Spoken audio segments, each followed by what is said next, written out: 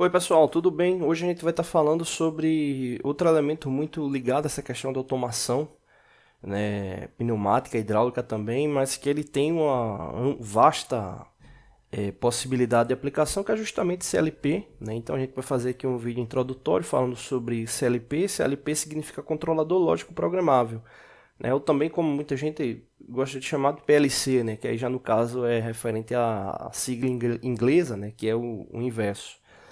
Mas basicamente o CLP ele é um elemento que pode receber programação para processamento de dados de entrada, convertendo em dados de saída, né? A imagem de um CLP de um fabricante nacional, da WEG, né? Um excelente fabricante aí de componentes ligados à parte elétrica, né?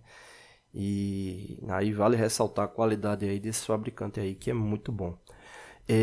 Então, basicamente, o que é que acontece? Né? Você tem os elementos de entrada, você tem processamento, né, o CPU, e tem a saída dele. Aí você diz, tá, ok, mas o que significa?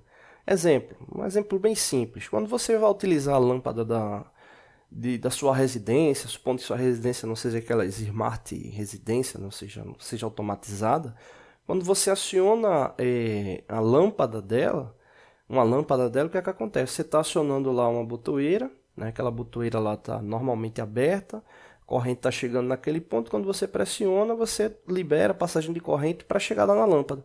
E a lâmpada vai acender. Beleza.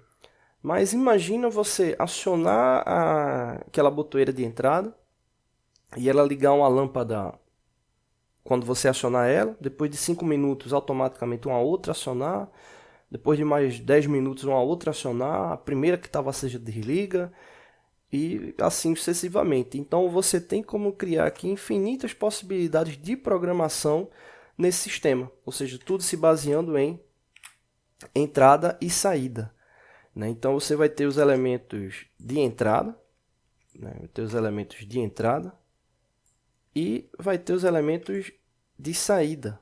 Então isso dá uma série de possibilidades.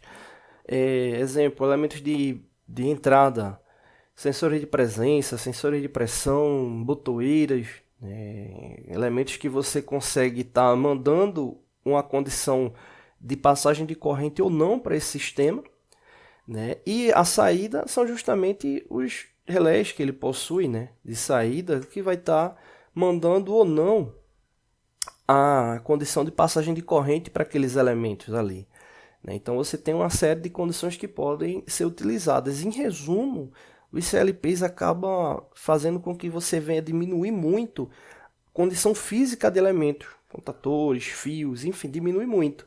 Porque o processamento dele vai ser todo interno aqui, referente à CPU, né? Então você vai ter como deixar uma programação aqui na CPU para que venha atender aquela condição.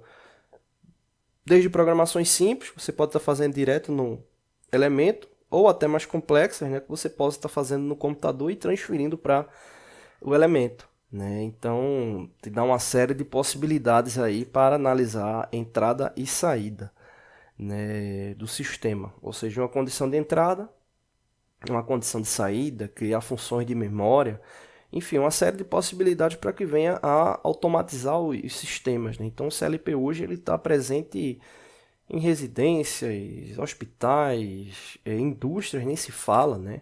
Visando automatizar sistemas, diminuir os hardwares, né? Ou seja, diminuir a condição física de instalação de alguns elementos, para que se venha a ter lá um fluxo mais otimizado e preciso do processo. Então a gente vai estar trabalhando alguns vídeos aí mais para frente aí com algumas situações de CLP, entendendo algumas lógicas aí de funcionamento e possibilidade do CLP, tá bom?